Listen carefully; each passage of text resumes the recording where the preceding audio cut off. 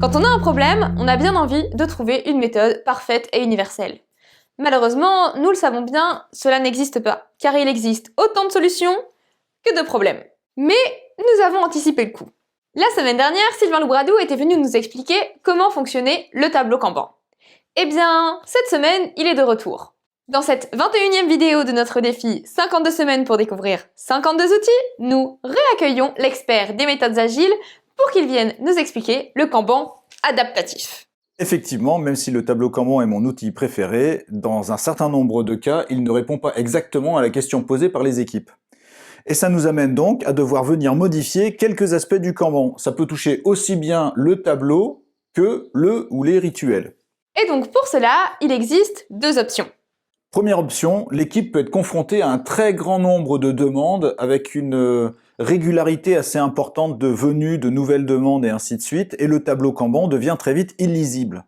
L'option qu'on utilise à ce moment-là, c'est de créer un deuxième tableau dans lequel on va mettre toutes les nouvelles demandes et un deuxième rituel, à peu près toutes les 3 à 4 semaines, où ce que nous allons faire, c'est venir prioriser un certain nombre de ces demandes, de ces nouveaux projets, de ces nouvelles actions à l'intérieur de ce tableau pour venir alimenter le Kanban beaucoup plus opérationnel avec les fameuses colonnes à faire priorité en cours fini.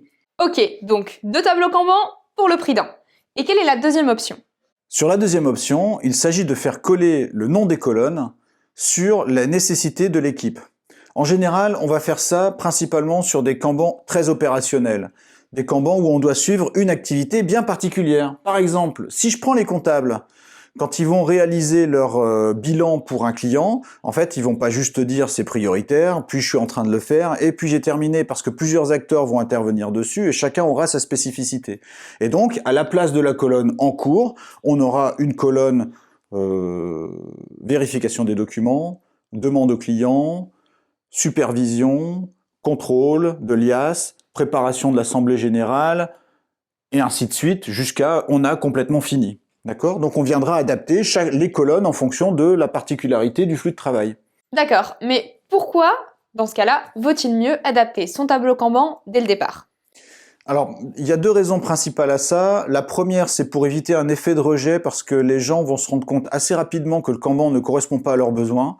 Et c'est dommage d'avoir investi un effort, un temps pour faire accepter le Kanban et qu'ils le rejettent principalement parce qu'on n'a pas adapté les quelques colonnes nécessaires au fonctionnement.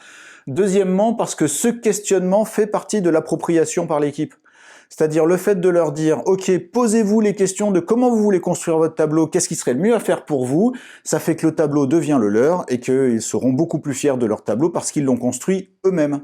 Bien entendu, dans ce cas-là, il vaut mieux y réfléchir dès le départ et ne pas attendre. C'est-à-dire, lors de la construction de votre tableau Kanban, pensez déjà à réfléchir, est-ce qu'il va falloir l'adapter ou non ? Ça me permet de conclure en disant pourquoi le Kanban est mon outil préféré.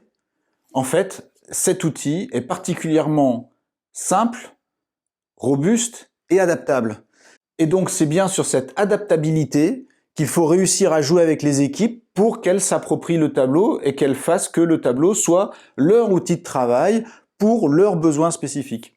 Merci à tous d'avoir regardé cette nouvelle vidéo et si vous souhaitez regarder les 31 prochains outils, abonnez-vous ici. Si vous utilisez un outil, partagez-le avec la Loubar Family sur notre page LinkedIn. Lien dans la bio.